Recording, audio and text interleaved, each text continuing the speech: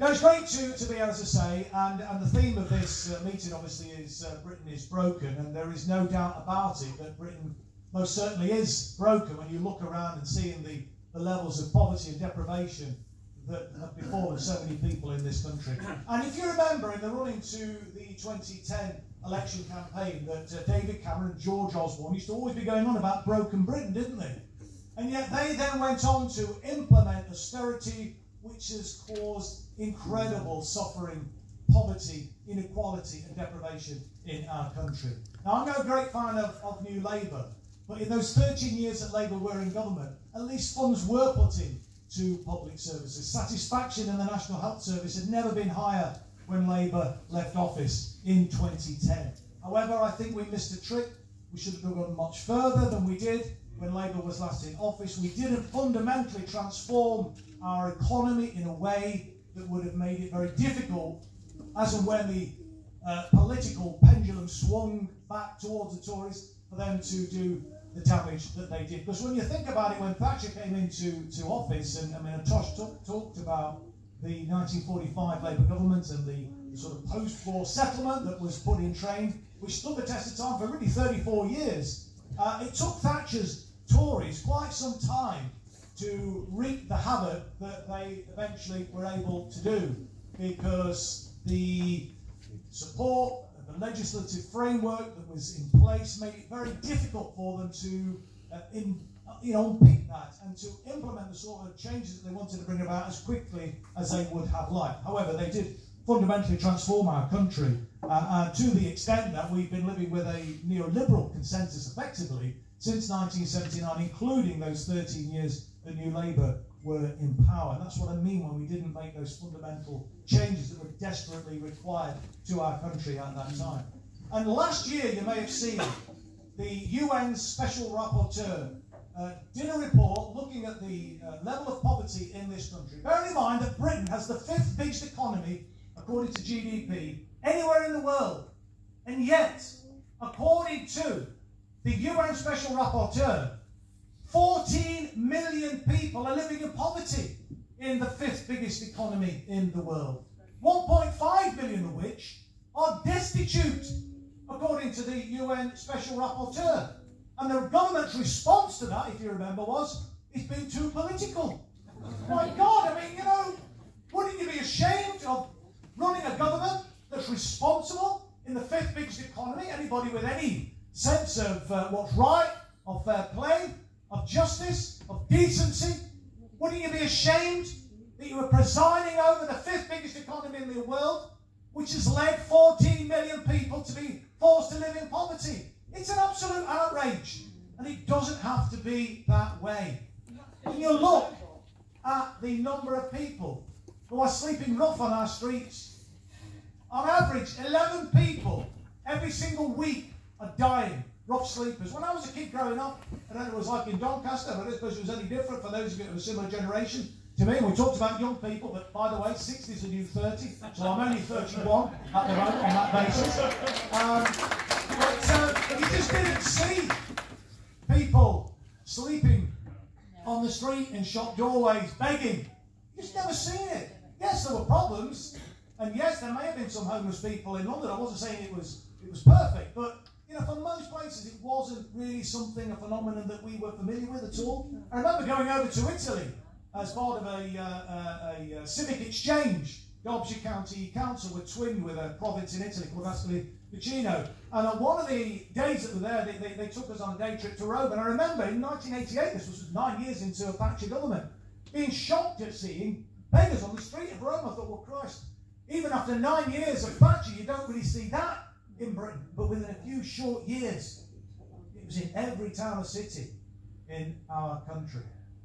And I saw an interesting statistic a couple of 3 weeks ago, which said that if average wages had kept pace with the increase in house prices, the average wage in our country would now be £87,500 a year, instead of around, £26,000 a year. And many, many people are earning well below that. Let's also remember that. So home ownership is beyond the reach, isn't it, of the vast majority of our people.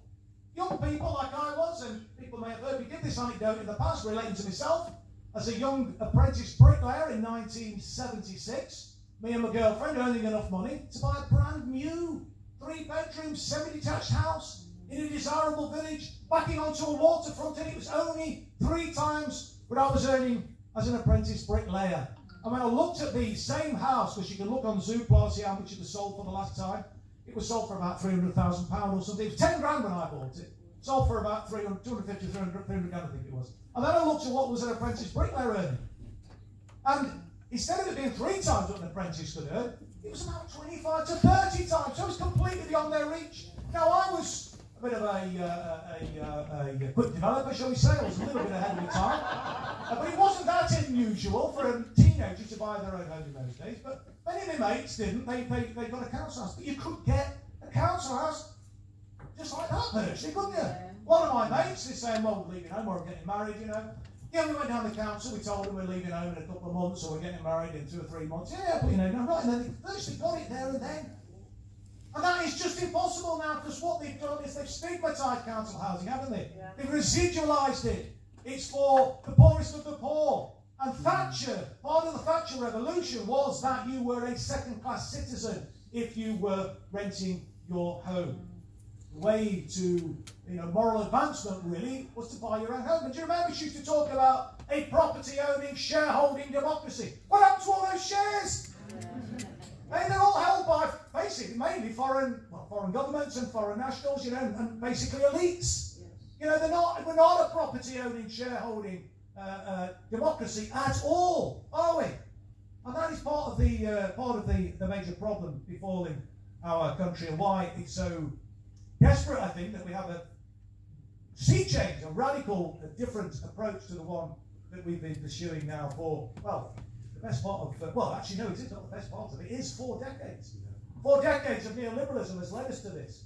And as far as housing is concerned, not only are we not got the council houses anymore, not only can people not afford to buy anymore, we're spending 25 billion or more every year on housing benefit to subsidise high rents. We deregulated, or Thatcher deregulated, the private rented sector, and when they were challenged about how people will be able to afford to pay these higher rents, both in the social housing sector and in the private rented sector, Sir George Young, you can look in Hansard and see this, said that if people can't afford to pay market rent, housing benefit will take the strain. Well, take the strain, it certainly did.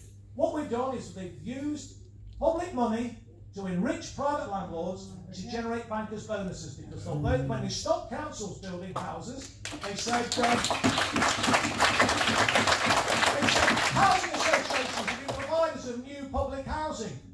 But they cut the social housing gap. They said, well, don't worry about it, because you can borrow the difference on the money markets. And don't worry about the higher loan charges, you can pay for them by higher rents. And don't worry about the higher rents, because we'll subsidise that through housing benefit. Yeah. So we've used public money to enrich private landlords and to generate bankers' bonuses. It's an absolute scandal, but where is the media expose of that? And that's why we need a totally different approach.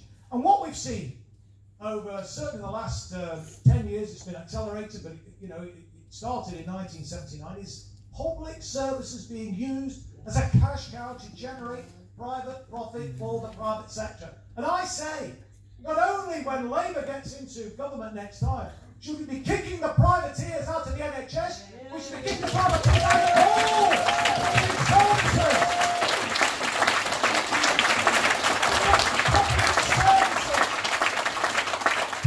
services should be exclusively about providing services to the public, not generating private profit.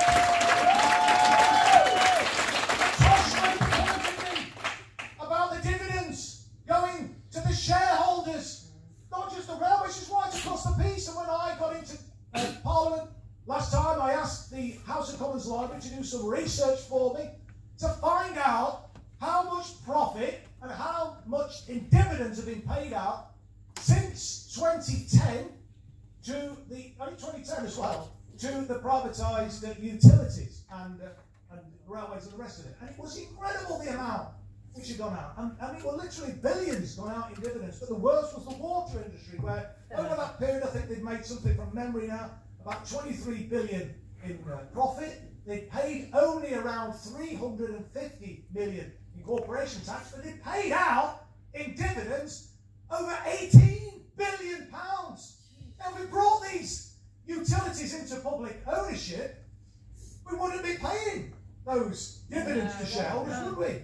So we could have our cake and eat it. And I always say, what's the point of having cake if you can't eat it, actually?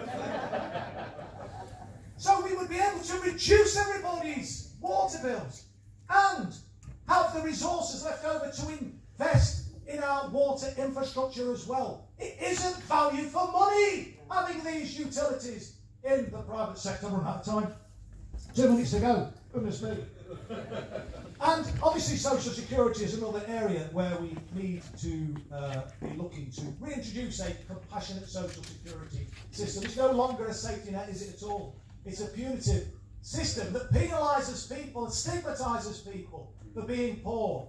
We can't allow that to go on. And Tosh touched on Brexit. I'll just say one thing about Brexit. I campaigned and voted for Remain, but I accept the outcome of the referendum. And the issue for me isn't whether we're in or out of the European Union, isn't whether we leave with or without a deal.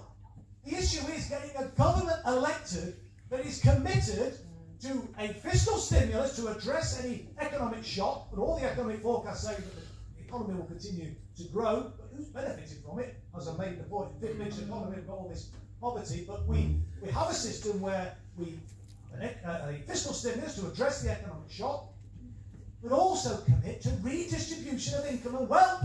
And even then, if the economy doesn't grow as quick, or even if it shrinks, we're going to take the living standards of the 99%. That's how to mend broken Britain. I just want to finish by saying a quick word about the technological revolution that we're embroiled in right now, the so-called fourth industrial revolution. I want to give a shout out for the Luddites, because back in the day, the Luddites were really an important force. Actually, they knew what the impact of technology was having on their lives, because it was, capitalism at its most exploitative.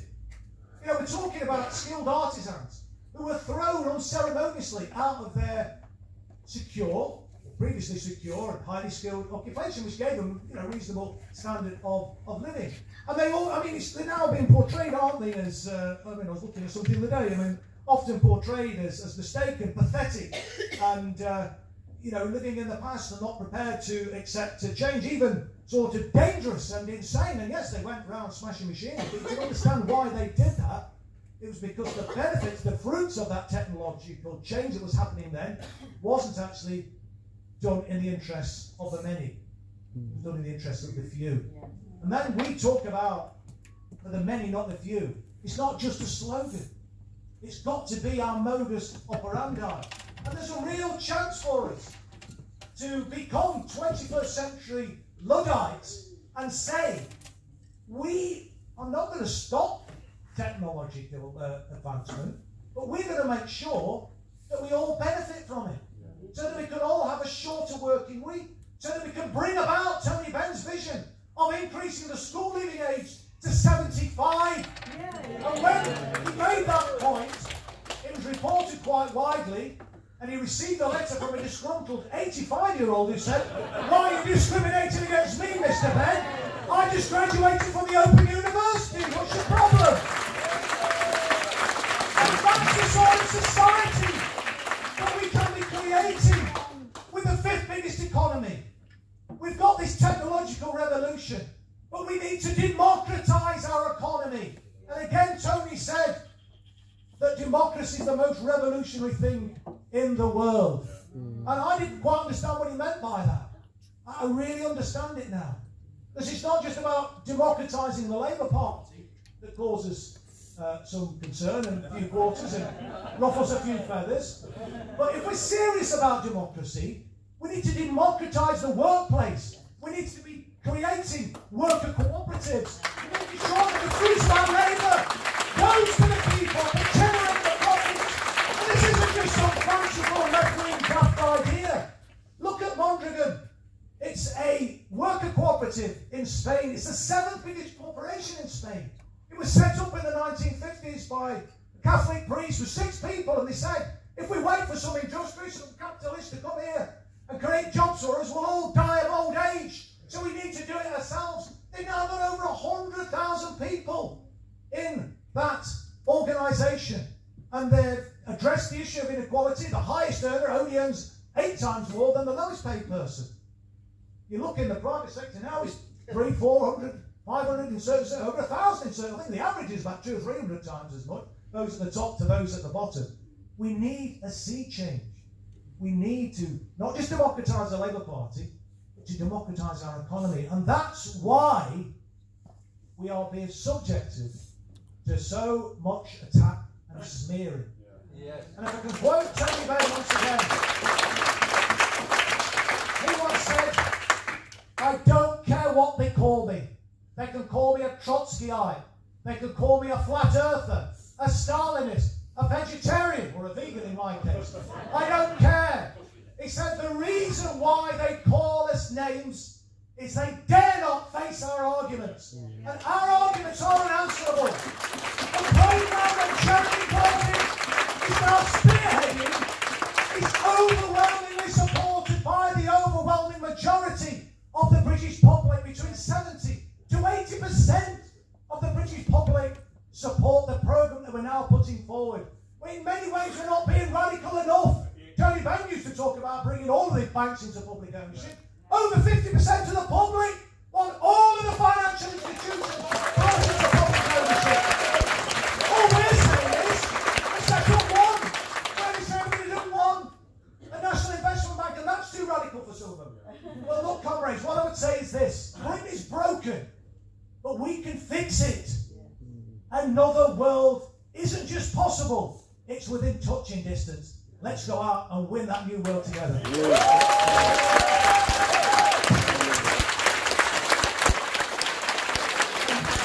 so much. And thanks to everybody.